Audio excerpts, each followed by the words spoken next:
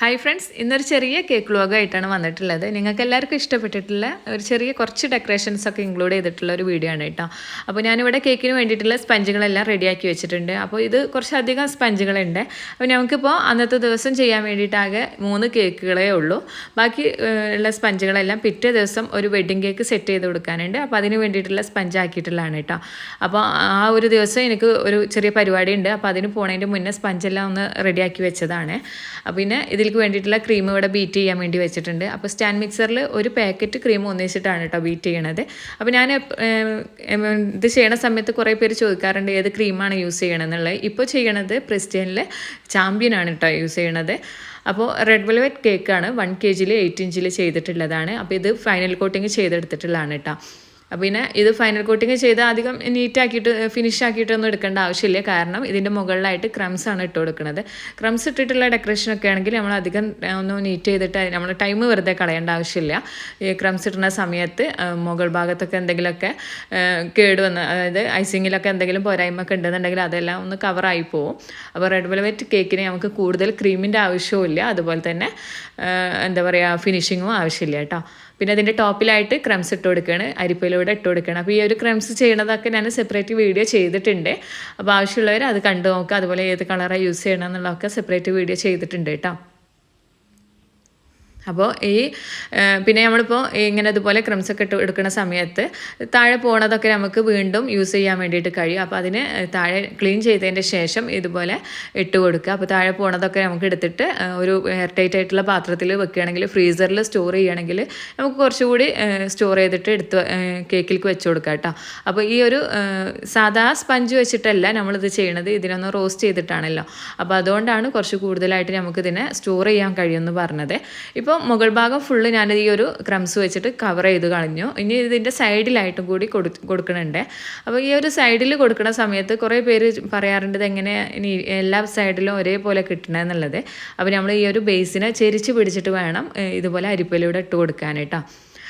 അല്ലാന്നുണ്ടെങ്കിൽ ഫുള്ളായിട്ട് ഇട്ട് കൊടുക്കണം എന്നുണ്ടെങ്കിൽ ഒരു സ്ക്രാപ്പറോ അല്ലാന്നുണ്ടെങ്കിൽ ഒരു OHP ഷീറ്റോ വെച്ചിട്ട് സൈഡിൽ ഇങ്ങനെ ചോക്ലേറ്റ് എല്ലാം ഒന്ന് ഇട്ട് കൊടുക്കണ പോലെ ഇട്ട് കൊടുക്കുക. അല്ലെങ്കിൽ ഇതുപോലെ നമ്മളിങ്ങനെ ചെരിച്ച് വെച്ചിട്ട് അരിപ്പയിലൂടെ ഇങ്ങനെ ഇട്ട് കൊടുക്കുക കേട്ടോ. പിന്നെ സെൻറ്ററിലൊക്കെ നെയിം എഴുതാനോ അങ്ങനെ എന്തെങ്കിലുമൊക്കെ ഉണ്ടെന്നുണ്ടെങ്കിൽ, ക്രീമൊക്കെ വെച്ചിട്ട് ചെയ്യാനാണെന്നുണ്ടെങ്കിൽ ആ ഒരു ഭാഗത്ത് എന്തെങ്കിലും വെച്ച് കവർ ചെയ്തതിൻ്റെ ശേഷം ബേക്കിംഗ് ടിന്നോ അല്ലാന്നുണ്ടെങ്കിൽ എന്തെങ്കിലും ചെറിയ ബൗൾ എന്തെങ്കിലും കമിഴ്ത്തി വെച്ചതിൻ്റെ ശേഷം വേണം ഇതുപോലെ ഇട്ട് കൊടുക്കാൻ. അല്ലെങ്കിൽ ആ ഒരു ഭാഗത്തേക്ക് ഗ്യാപ്പിലേക്കെല്ലാം ഈ ക്രംസ് പോവും. ഇപ്പോൾ 4 സൈഡിലായിട്ട് ഇട്ട് കൊടുത്തിട്ടുണ്ട്. ഇനി ബേസെല്ലാം ഒന്ന് ക്ലീൻ ചെയ്ത് കൊടുക്കുകയാണ്. അപ്പോൾ കൈ വെച്ചിട്ടോ അല്ലാന്നുണ്ടെങ്കിൽ ഒരു ബ്രഷ് വെച്ചിട്ടോ ക്ലീൻ ചെയ്യാം. പിന്നെ ഈ ക്ലീൻ ചെയ്യണതെല്ലാം താഴോട്ടാണ് ഇട്ട് കൊടുക്കുന്നത്. അപ്പോൾ ഇത് ഇനി നമുക്ക് അവിടെ നീറ്റായിട്ട് വെച്ചതുകൊണ്ട് തന്നെ വീണ്ടും അവിടുന്ന് എടുത്തതിന് ശേഷം ഞാൻ ഫ്രീസറിൽ സ്റ്റോർ ചെയ്യും ഈ ഒരു ക്രംസ് കേട്ടോ. പെട്ടെന്നുള്ള ഓർഡറെല്ലാം വരുന്ന സമയത്ത് നമുക്ക് ഇതുപോലെ ക്രംസ് എല്ലാം ഉണ്ടാക്കിയതുണ്ടെന്നുണ്ടെങ്കിൽ നമുക്ക് പെട്ടെന്ന് ജോലി തീർക്കാം. അല്ലാന്നുണ്ടെങ്കിൽ റെഡ് വെൽവെറ്റ് കേക്ക് ചെയ്യണ സമയത്ത് അതിൻ്റെ ക്രംസ് ഉണ്ടാക്കുന്നത് കുറച്ചൊരു പണിയാണ്. അപ്പോൾ ഇങ്ങനെ സ്റ്റോർ ചെയ്താൽ മതി ഉണ്ടാക്കിയത്. ഇനി കേക്കിനെ ഫ്രിഡ്ജിൽ വെക്കണ്ടേ. ഇനി ഈ താഴെ പോയതെല്ലാം ഒന്ന് പാത്രത്തിലാക്കിയിട്ട് അതും ഞാൻ ഫ്രീസറിൽ സ്റ്റോർ ചെയ്യണം കേട്ടോ. അപ്പോൾ യൂസ് ചെയ്തത് കുറച്ച് ബാക്കി ഉണ്ടായിരുന്നു, അതും പിന്നെ താഴെ പോയതും കൂടി ഇത്രയുണ്ട്. ഇനി നമുക്കിതൊരു 2 കേക്കിലേക്ക് എടുക്കാനുള്ളതുണ്ട് കേട്ടോ. ഇനി ഇതിന് എയർ ടൈറ്റ് ആയിട്ട് അടച്ചു വെച്ചിട്ട് ഫ്രീസറിൽ വെക്കാം. പിന്നെ കേക്കിൻ്റെ ഡെക്കറേഷനും ഫൈനൽ ലുക്ക് ഇങ്ങനെയാണ് വന്നിട്ടുള്ളത്. ആർട്ടിഫിഷ്യൽ ഫ്ലവർ 3 വെച്ചിട്ടുണ്ട്, പിന്നെ ലീഫും കൊടുത്തിട്ടുണ്ട്. പിന്നെ അതുപോലെ തന്നെ നെയിം എഴുതിയിട്ടുള്ളത് ഫോണ്ടൻറ്റിലാണ്. പിന്നെ കുറച്ച് ബീഡ്സ് കൂടി വെച്ച് കൊടുത്തിട്ടുണ്ട് കേട്ടോ. അപ്പോൾ കുറച്ച് വലിയ സൈസിലുള്ള ബീഡ്സാണ് ഇട്ടിട്ടുണ്ടായിരുന്നത്. പിന്നെ 2 ഒരേപോലെയുള്ള കേക്കുകളാണ് ട്വിൻസിന് വേണ്ടിയിട്ടുള്ളതൊക്കെ. ആ ഒരു തീമിലൊക്കെ നമുക്ക് ചെയ്യാൻ പറ്റിയിട്ടുള്ള കേട്ടോ. അപ്പോൾ ട്വിൻസിനല്ല, ഒരു വീട്ടിൽ തന്നെ 2 ബർത്ത്ഡേ ഒന്നിച്ച് വന്നു കഴിഞ്ഞാൽ ചെയ്യാൻ പറ്റിയിട്ടുള്ള ഒരു ഡെക്കറേഷനാണ് കേട്ടോ. അപ്പോൾ മക്കൾ തമ്മിൽ തല്ലുകൂടാതെ ഇരിക്കാൻ വേണ്ടിയിട്ടാണ് ഒരേ ഡെക്കറേഷനിലുള്ള കേക്ക് വേണമെന്ന് പറഞ്ഞിട്ടുണ്ടായിരുന്നത്. അപ്പോൾ 1 kg 2 സെപ്പറേറ്റ് കേക്ക് ചെയ്തു. എന്നിട്ട് 2 സെപ്പറേറ്റ് ബേസിൽ തന്നെ ചെയ്തു. അതിന് ശേഷം ഇതിനെ ഒരു റെക്റ്റാങ്കിൾ ഷേപ്പിലുള്ള ബേസിലേക്ക് മാറ്റി കൊടുക്കണേ. അപ്പോൾ ഈ ഒരു കേക്ക് ചെയ്തിട്ടുള്ളത് 5 ഇഞ്ചിലാണ്. 5 ഇഞ്ചിൽ 2 പ്രാവശ്യമായിട്ട് ബേക്ക് ചെയ്തെടുത്തിട്ടുള്ളതാണ്. ടോൾ കേക്ക് ആയിട്ടാണ് ചെയ്തിട്ടുള്ളത് കേട്ടോ. ഉള്ളിൽ 2 കേക്കിൻ്റെ ഉള്ളിലായിട്ടും 4 സ്റ്റിക്കാണ് കൊടുത്തിട്ടുള്ളത്. കുറച്ച് ഹൈറ്റ് ഉള്ളതാണ്, അതുകൊണ്ട് 4 സ്റ്റിക്ക് കൊടുക്കാം. അതല്ല വുഡിൻ്റെ സ്റ്റിക്കാണെങ്കിൽ ഒരെണ്ണം കൊടുത്താലും മതി, വുഡിൻ്റെ അല്ല പ്ലാസ്റ്റിക്കിൻ്റെ ആണെങ്കിൽ ഒരെണ്ണം കൊടുത്താലും മതി, കുഴപ്പമൊന്നുമില്ല. അത്യാവശ്യം കട്ടിയുള്ള സ്റ്റിക്കാണല്ലോ വരുന്നത്. ഇപ്പോൾ 2 കേക്കിന് ഞാനിവിടെ ബേസിലേക്ക് വെച്ച് കൊടുത്തു. ഇപ്പോൾ നമ്മൾ സാധാ കേക്കൊക്കെ എല്ലാം സ്റ്റാക്ക് ചെയ്യണ പോലെ തന്നെ ബേസിലേക്ക് വെച്ച് കൊടുത്തത് കേട്ടോ. ഇനി ഇതിൻ്റെ താഴെ ഭാഗത്തായിട്ട് സ്പൈഡർമാൻ തീമാണ് നമുക്ക് കേക്ക് വന്നിട്ടുള്ളത്. അപ്പോൾ അതുകൊണ്ട് തന്നെ ഒരു റിബണാണ് കൊടുക്കുന്നത്, റെഡ് കളറിലുള്ള കേട്ടോ.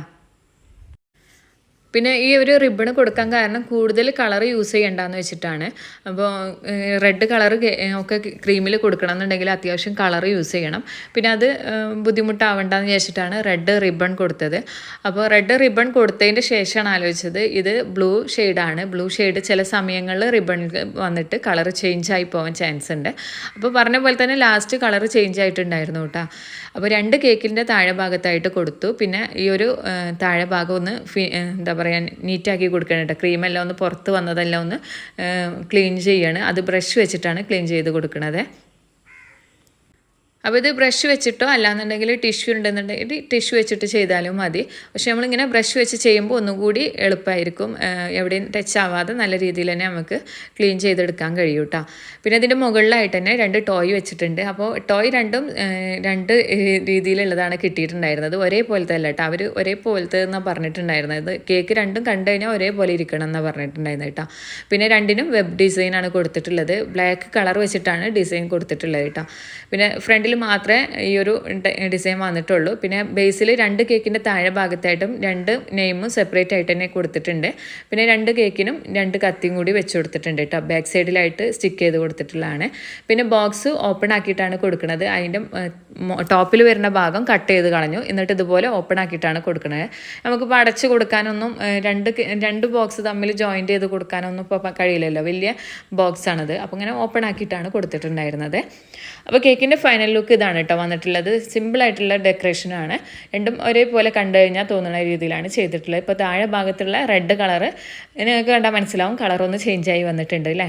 അപ്പം ബ്ലൂ ഷെയ്ഡ് ഈ റെഡ് കളറിലേക്ക് സ്പ്രെഡ് ആയതാണ് കേട്ടോ. അപ്പോൾ കേക്കിൻ്റെ ഫോട്ടോ 2 കേക്കിൻ്റെ ഫോട്ടോയും എടുത്തു. എന്നിട്ട് പിന്നെ പാക്ക് ചെയ്തിട്ട് കൊണ്ടുപോവുകയാണ് കേട്ടോ.